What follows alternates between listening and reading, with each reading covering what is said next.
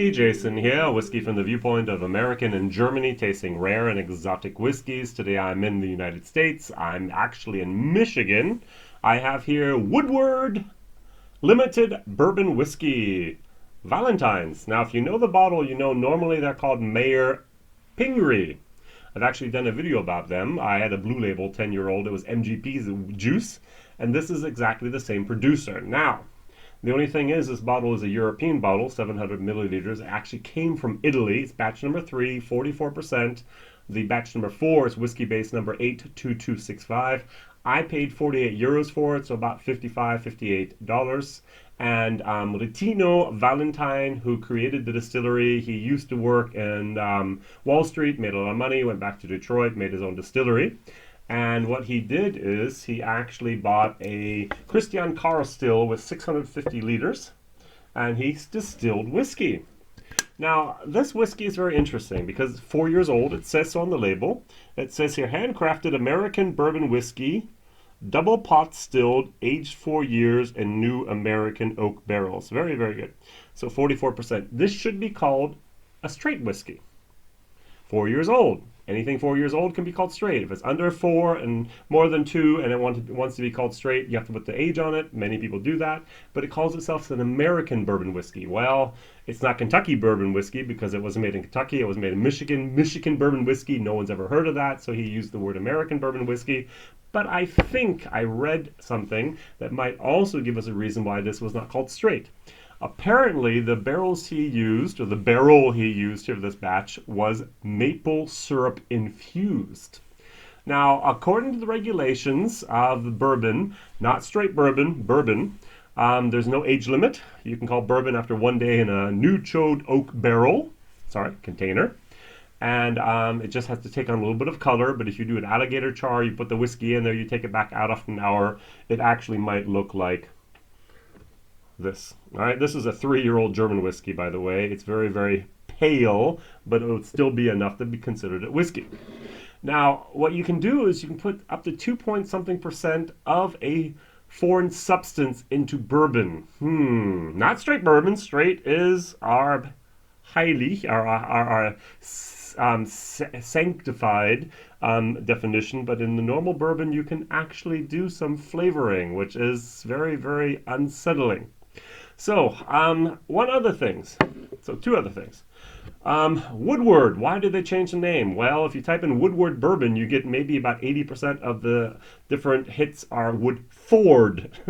And I'm sure Brown-Forman sent a nice little message to these guys and said, hey, would you consider changing your names? Otherwise, our lawyers are going to contact you. And he did. Then he turned it into Mayor Pingree, which was the mayor of Detroit, Michigan for many, many years.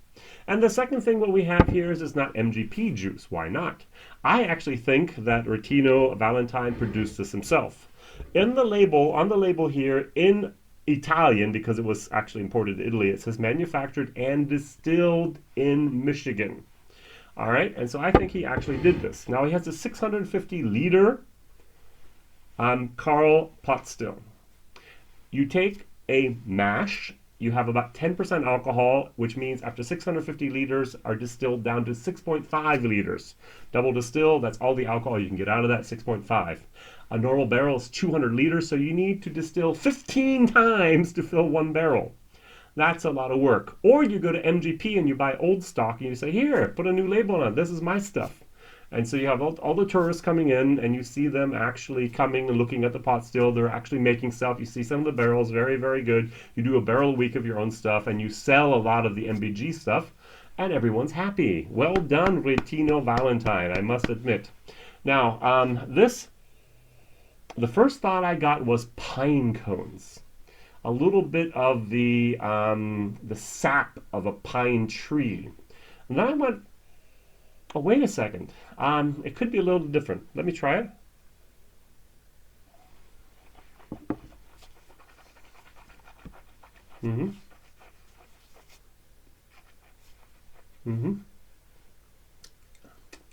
No.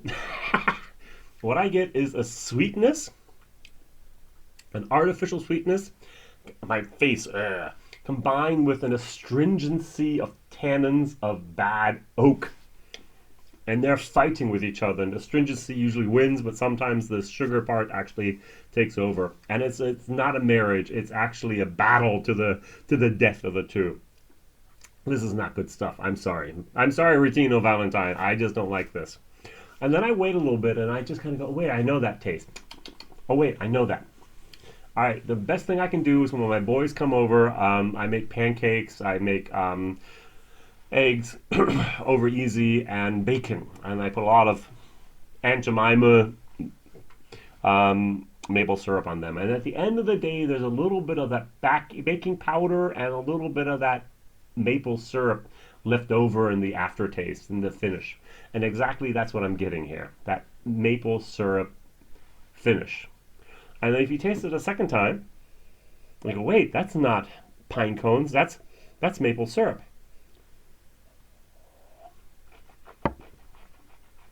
Mmm. Mmm. Mm-hmm. And it's a very, very sweet moment until that finish kicks in.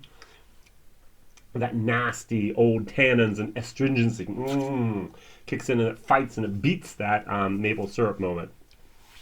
I am so pleased that Retino Valentine bought some MGP stock. His Blue Label Mayor Pingree, which I also have a review on my channel here, was excellent. That was so good. This for 40% is hot. This is just not yet aged as it should be properly. And I'm not really sure if I would actually recommend anyone to go buy this. Well, you can't. The label's been changed. There are no more of these. Even in the English-speaking world, I didn't find a single review about this. Mayor Pingree, I find a lot, but the old bottles not. See what happens when you're in Europe? You have to wait a few years and you suddenly get a bottle of stuff that's no longer legal in the States. Great bottle design, by the way. Valentine's Distilling. I like the bottle. I like the feel. Is that really a 700 milliliter bottle is my question. I'm probably sure it's not, but I'm sure they did fill it up with 700, or they labeled it 700 milliliters to apply to the European restrictions. I'm gonna have to see if that really was 750 or 700. All right, thank you very much for watching. WhiskyJason here. I'm going to give this a D+ for the taste and a D solid for the value for money. If you want something that's much better, Michter's sour mash you could have. It's also not a real bourbon. It's just a sour mash whiskey. They don't have the right mash bill. Not 51% corn in here, so they killed that. Over there, oops, wrong place. I actually have a Michter's unblended, which was used in bottles once again, barrels once again, so it's also a good thing. All right, WhiskyJason here, whiskey from the viewpoint of an American in Germany. Please like, subscribe, and tell others about this crazy guy in Europe tasting rare and exotic whiskeys. All the best. Bye-bye.